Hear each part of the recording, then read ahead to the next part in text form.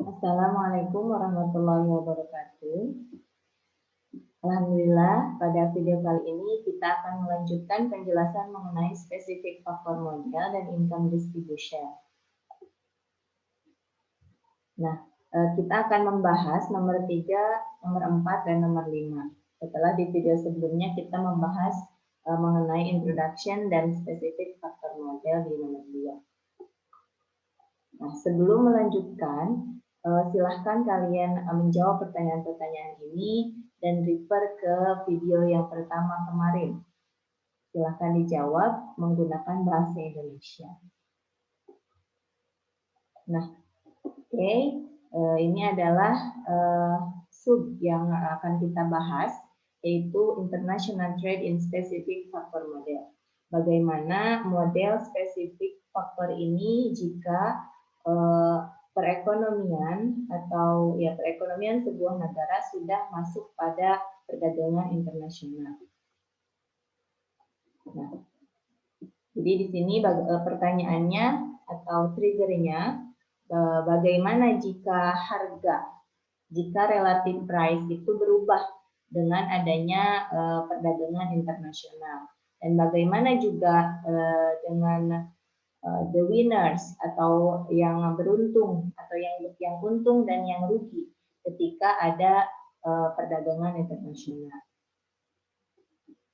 Nah, ketika perdagangan internasional itu ada dalam sebuah negara, pasti negara tersebut akan memiliki atau menghadapi relative price atau harga yang berbeda dengan hanya negara tersebut saja, hanya di negara tersebut saja.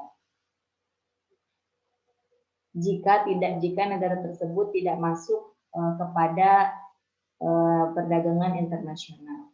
Nah, figur 4.9 dulu sudah menjelaskan bagaimana harga itu ditentukan oleh faktor-faktor spesifik yang ada dalam ekonomi. Nah, nanti di figur 4.10 kita akan melihat bagaimana relative supply itu berubah. Relative supply itu ada atau bertambah dengan adanya international trade. Nah, mengapa dalam relative supply curve itu atau relative supply curve untuk world atau untuk perdagangan internasional itu berbeda dengan sebelumnya? Itu tentu saja karena setiap negara, ketika negara tersebut berbeda ekonominya, pasti memiliki teknologi yang berbeda-beda pula. Nah, seperti yang diasumsikan pada model Ricardian dulu. Nah, model ini ketika masuk international trade gitu, tidak hanya ada satu faktor produksi saja gitu kan. Seperti halnya yang dijelaskan kemarin. Ada faktor-faktor yang lain yang pastinya berbeda di setiap negara. Sumber daya yang berbeda, kemudian jumlah tanah yang berbeda, modal, kemudian tenaga kerja yang dibutuhkan atau tenaga kerja yang ada di negara tersebut pun pasti berbeda. Nah, hal ini kemudian menimbulkan adanya price atau relative price yang berbeda dari satu negara dengan negara yang lain. Nah, bisa dilihat di sini ada relative supply di curve ini, relative supply dan juga ada relative supply world. Nah, ini adalah adanya relative supply world ini ketika sebuah negara sudah menghadapi atau sudah bergabung di perdagangan internasional. Jadi ada perbedaan gitu, sehingga relative supply-nya berpindah dari poin 1 ke poin 2. Hal ini tentu saja alasannya tadi karena adanya perbedaan dari resources atau sumber daya. Nah, dari adanya relative supply yang berbeda ini tentu saja akan menimbulkan relative price yang juga berbeda, sehingga di sini poin 1 itu relative supply-nya di PC per PF 1, Kemudian relative supply weight itu di poin 2, PC per PF2. Nah, ini artinya apa? Artinya relative price of cloth, harga dari pakaian itu meningkat setelah adanya perdagangan internasional di sebuah negara. Jadi harganya meningkat gitu. Nah, dengan adanya peningkatan ini tentu saja akan direspon oleh sebuah negara yang memproduksi pakaian lebih banyak. Mengapa? Kan harganya meningkat, otomatis kan produsen ingin mendapat keuntungan sehingga dia memproduksi lebih banyak cloth, lebih banyak pakaian gitu kan. Karena relative supply di world atau di dunia itu meningkat dari relative supply yang ada di negaranya. Sehingga poin 1 ini berubah ke poin 2. Nah, jika dilihat di figur 4.8 itu di PPFQ, itu bisa terlihat perubahannya dari poin 1 ke poin 2. Artinya produksinya bertambah di cloth. Berpindah dari poin 1 ke poin 2. Nah, dari sisi konsumen, hal ini juga direspon dengan adanya pengurangan daya beli dari cloth. Mengapa? Karena kan harga cloth itu meningkat. Nah, sehingga demand untuk cloth itu menurun dan sebaliknya demand untuk food itu meningkat gitu. Tentu saja konsumen ingin memilih harga yang lebih murah gitu kan, sehingga ada demand untuk food itu meningkat. Nah, sehingga kita bisa menyimpulkan bahwa kalau harga cloth itu meningkat di dunia gitu ya, meningkat dengan adanya perdagangan internasional, maka sebuah ekonomi, misalkan kita negara home, itu akan memproduksi lebih banyak cloth kan. Dan tentu saja dia akan mengekspor ke luar gitu kan untuk mendapatkan keuntungan karena harganya lebih tinggi. Dan dia akan mengimpor food karena harganya diasumsikan lebih rendah gitu. Sehingga ketika relative price itu meningkat, maka sebuah ekonomi itu akan mengekspor barang yang harganya itu lebih tinggi dan mengimpor barang yang harganya lebih rendah. Nah, gitu ya. Nah, di sini di bagian terakhir ini kita bisa mengasumsikan jika dimisalkan harga cloth ini menurun, nah tentu saja pasti kan akan berbalik gitu kan. Pasti sebuah ekonomi tersebut akan memilih untuk mengimpor cloth dan mengekspor food karena harga food lebih tinggi di dunia atau di perdagangan internasional. Nah, ini seperti yang saya jelaskan barusan bahwa sebuah negara akan mengekspor barang yang harganya itu meningkat di pasar dunia gitu dan mengimpor barang yang harganya turun karena dia ingin mendapatkan keuntungan. Oke, kita masuk ke penjelasan selanjutnya mengenai income distribution dan gain from trade. Nah, bagaimana distribusi pendapatan setelah adanya perdagangan internasional? Nah, ini tadi ya di penjelasan sebelumnya kita sudah menjelaskan ini.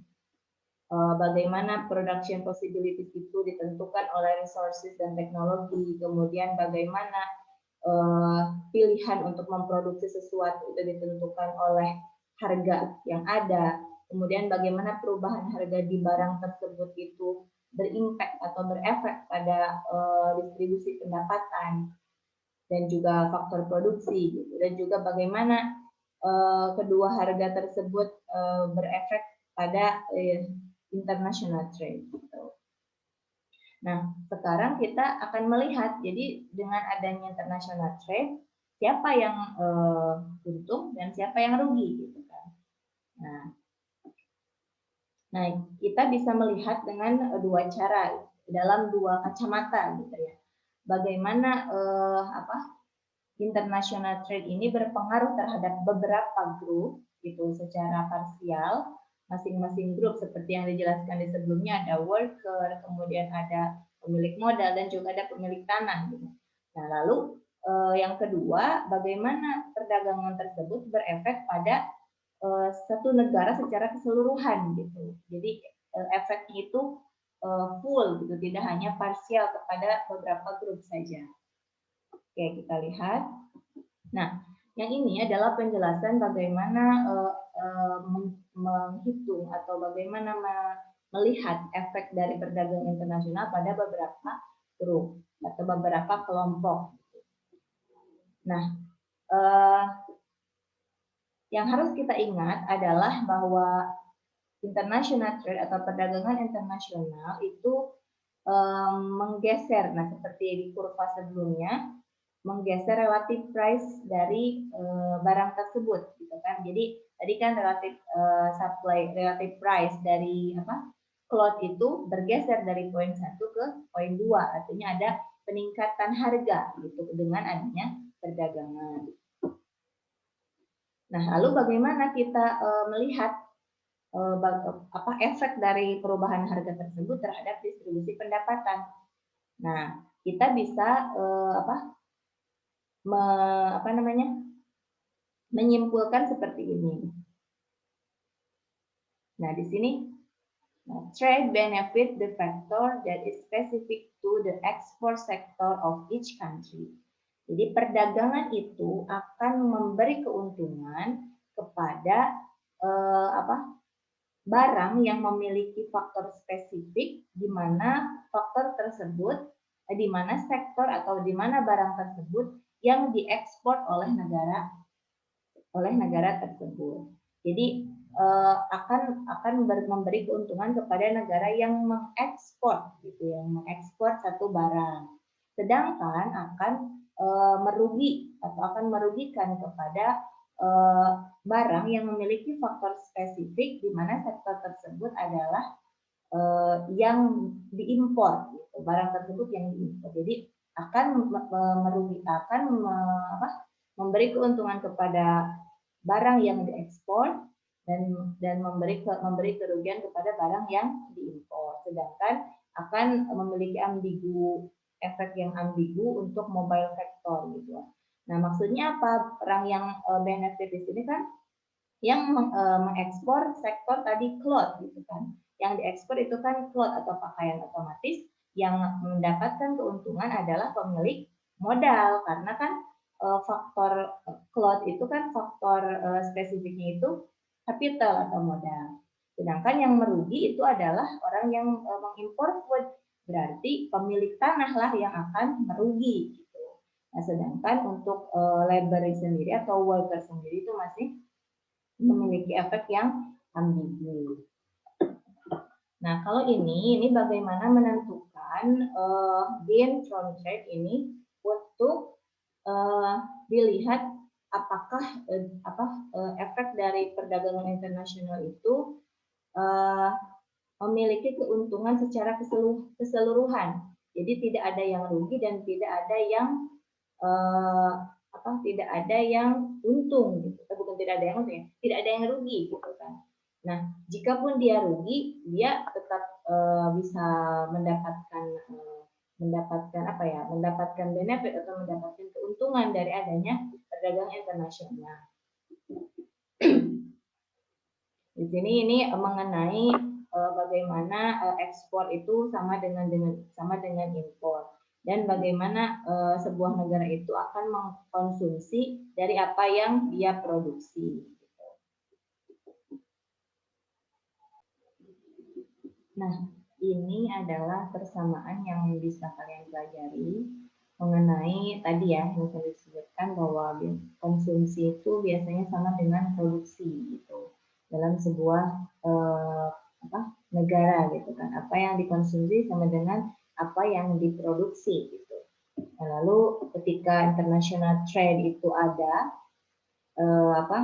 negara tersebut involved in international trade, maka biasanya akan ada kombinasi produksi yang berbeda juga, gitu ya, seperti yang dijelaskan sebelumnya. Dari adanya peningkatan harga, kemudian akan menambah produksi dari pakaian tadi, gitu kan. Nah, bisa kalian pelajari ini, jadi baca. Nah, ini untuk kurvanya. Di sini ada budget constraint. Nah, pasti kalian sudah mempelajari kan di ekonomi mikro mengenai budget constraint. trade itu apa. Nah, ini sebetulnya ini kesimpulannya gitu ya. Nah, bagaimana mengilustrasikan sebuah perdagangan itu sebagai sumber dari keuntungan untuk semua orang gitu. Jadi meskipun ada yang rugi, tetapi bagaimana yang rugi tersebut masih bisa dikompensasi gitu kan. Ini ada step-stepnya. Step pertama untuk mengetahuinya, kita harus mengingat bahwa ketika tidak ada perdagangan tadi ya, ekonomi itu akan memproduksi apa yang ia konsumsi gitu. Jadi PPF-ku, Production Possibility Frontier, sama dengan CPF-ku, Consumption Possibility Frontier. Lalu step 2, kita harus notice bahwa sangat mungkin untuk sebuah ekonomi yang masuk di perdagangan internasional itu untuk mengkonsumsi lebih banyak dari dua barang tersebut gitu kan, daripada ketika dia tidak involved di perdagangan internasional, sehingga nanti akan ada perbedaan peningkatan dari kombinasi produksi dari dua barang tadi. Nah, lalu untuk step yang ketiga adalah bahwa jika sebuah ekonomi itu secara keseluruhan mengkonsumsi lebih banyak dari dua barang tersebut, yaitu cloth dan juga food, maka sangat mungkin jika sebuah ekonomi tersebut akan memberikan lebih banyak choice, lebih banyak kesempatan untuk setiap individu mengkonsumsi kedua barang tersebut juga gitu kan, sehingga membuat setiap orang menjadi lebih sejahtera karena memiliki choice, memiliki kesempatan untuk mengkonsumsi yang lebih besar gitu ya, sehingga itu intinya atau itu kesimpulannya. Jadi gain for everyone itu bisa dilihat dari economist choices ya. Jadi kesempatan-kesempatan dari setiap orang, dari setiap individu untuk mengkonsumsi apa saja atau mengkonsumsi dua barang tersebut menjadi lebih besar. Oke. Itu ya, jadi intinya adalah kesempatan yang lebih terbuka gitu, kesempatan yang lebih terbuka lebar untuk setiap orang mengkonsumsi lebih banyak dari kedua barang tersebut, itu karena adanya perdagangan internasional. Oke.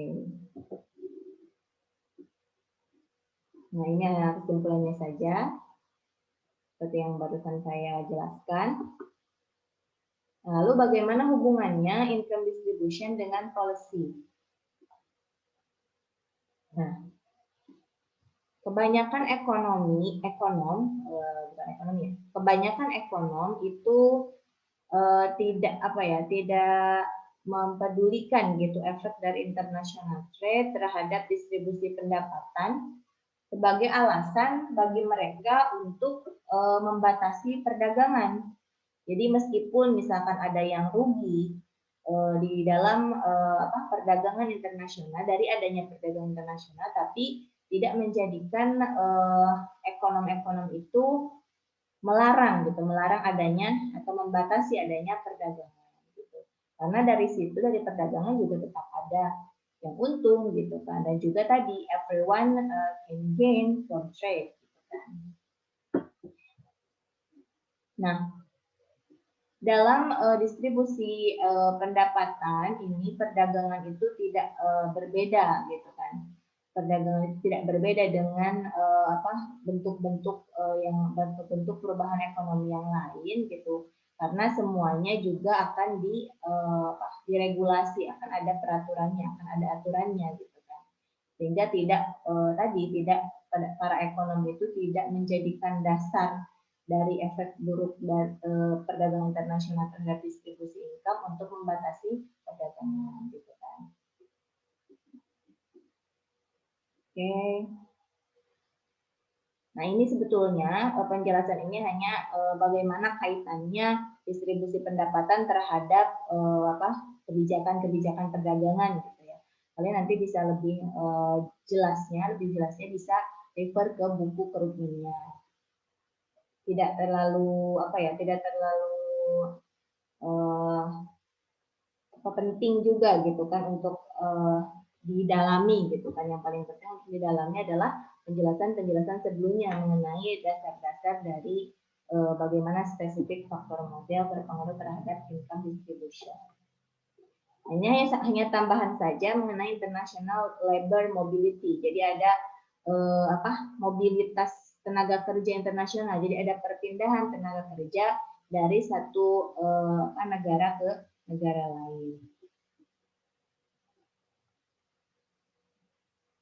Nah, jadi international factor movement itu ada pergerakan faktor internasional itu sebetulnya bisa mensubstitusi perdagangan gitu kan. Jadi tidak kaget juga ketika international migration ini sama gitu kan dari efek penyebab dan juga efek terhadap international trade gitu kan.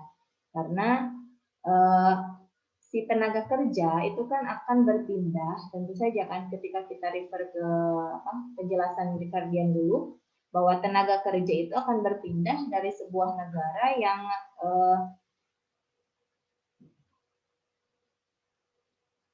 dia itu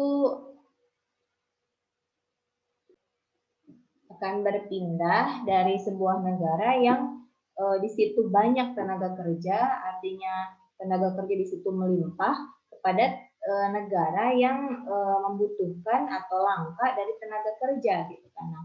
Sehingga tentu saja ketika ada perpindahan ini akan meningkatkan output atau meningkatkan tingkat produksi gitu di dunia gitu kan. Nah, tapi dari adanya perpindahan tersebut pasti akan berpengaruh terhadap distribusi pendapatan juga gitu kan, karena pastilah nanti berpengaruh terhadap capital, pemilik capital dan juga pemilik modal dan juga tingkat produksi tingkat produksi dari negara yang dipindahi seperti itu. Nah, ini hanya pengetahuan saja mengenai international labor mobility. Jadi tetap ada pengaruhnya nanti ketika ada tenaga kerja yang mobile dari satu negara ke negara lain, tetap ada pengaruhnya terhadap distribusi pendapatan. Nah, ini adalah additional question yang berasal dari part ini. Silahkan dijawab bersama dengan 3 pertanyaan sebelumnya.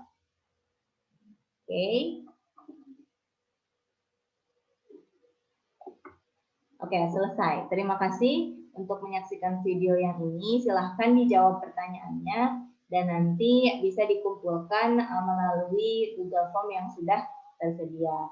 Wassalamualaikum warahmatullahi wabarakatuh.